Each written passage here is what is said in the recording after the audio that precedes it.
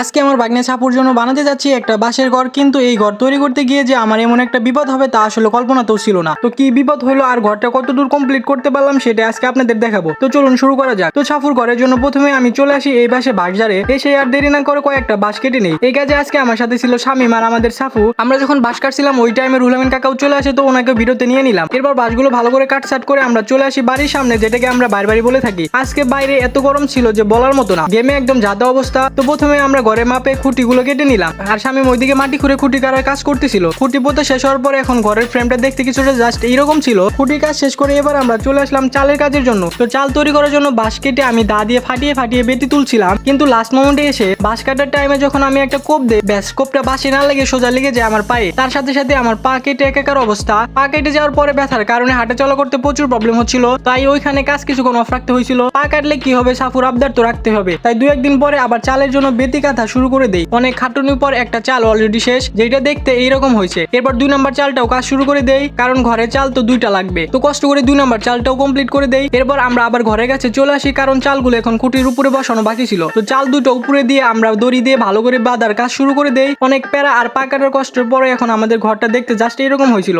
আজকের ভিডিওতে শুধু ঘরের চালের অংশটা দেখালাম, এরপরে ভিডিওতে চারপাশে বেড়া দিয়ে একদম ফুল কমপ্লিট করে ঘর আপনাদেরকে দেখাবো।